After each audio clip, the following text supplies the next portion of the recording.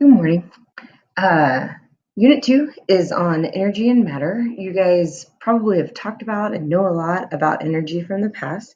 So first task I want you to do in your groups is to discuss and answer these two questions. So go ahead and pause the video and with your group discuss what you remember energy to be. And from what you've learned in the past, I want you to tell each other or talk about the differences between kinetic energy and potential energy. So go ahead and have a discussion, pause the video. When you're done, go ahead and push play and continue.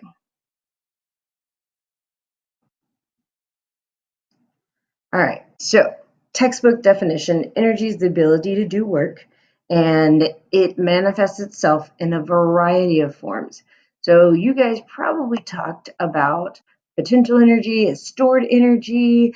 Back in junior high, you might have given an example of a ball sitting at the top of a hill waiting to roll down. That's potential energy. You know that it's stored energy.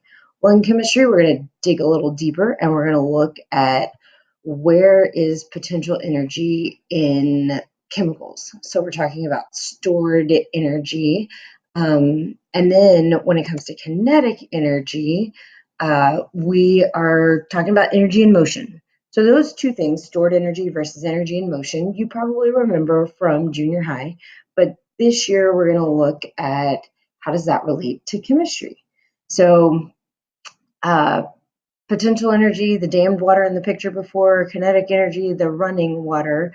But in chemistry, potential energy a lot of times is the stored energy in bonds.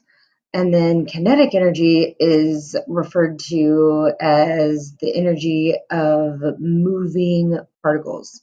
So, oops, wrong button. There we go. Something we got to talk about, law of conservation of energy. So anytime you see that term conservation of energy, that means we can't, or conservation means we're not going to create or destroy. We have to show where it came from and where it went. So we can't create or destroy energy. Kinetic energy has to come from potential energy that was stored somewhere or vice versa. So the main thing that you're going to hear is kinetic, when we're talking about kinetic molecular theory, is, give me just a second. I got to find where my pen is.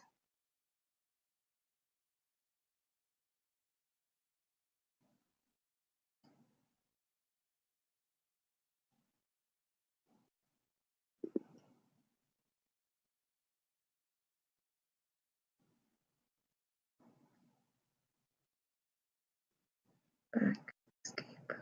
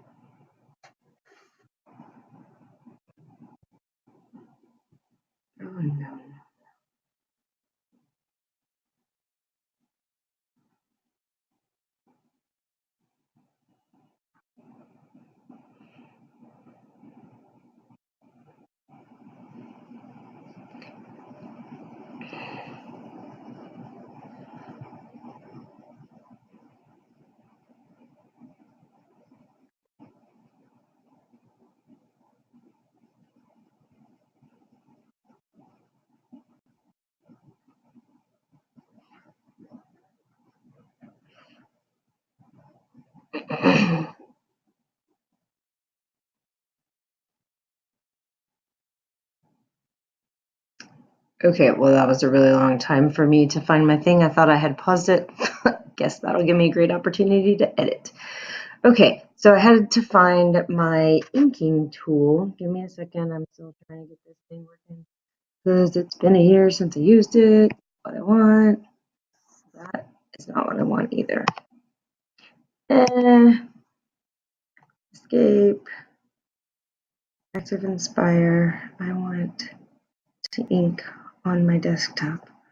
And I want my pen tool. There we go. There we go.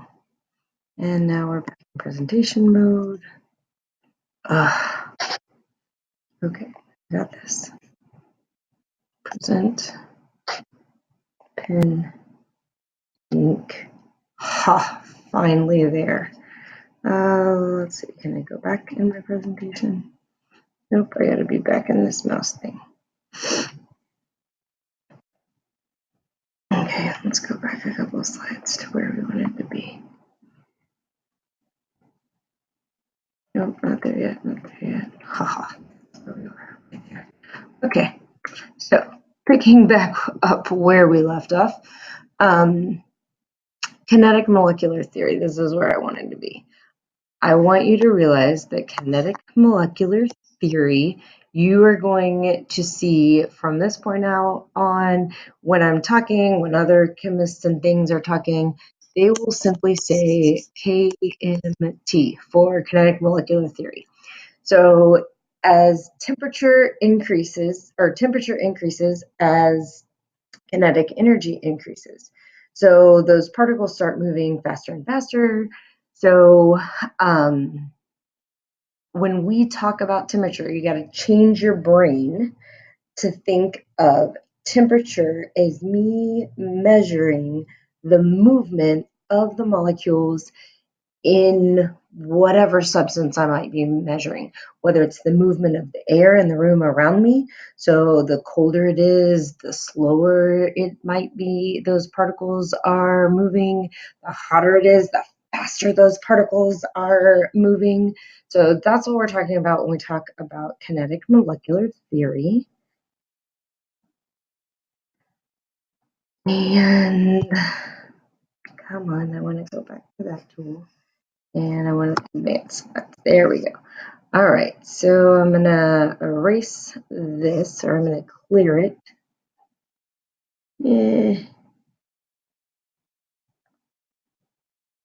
There we go.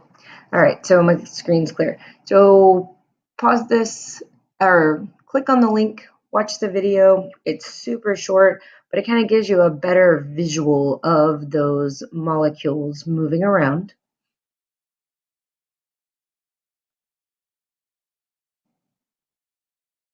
All right, so we're going to quickly review what you just looked at and learned in those in that video.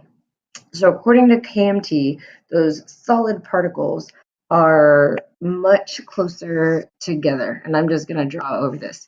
So they are just barely colliding with their neighbors. Remember, way back in elementary, you learned that solids it had a definite shape. Well, the reason they have a definite shape is we say they're kind of have a strong attractive force between molecules, so they stay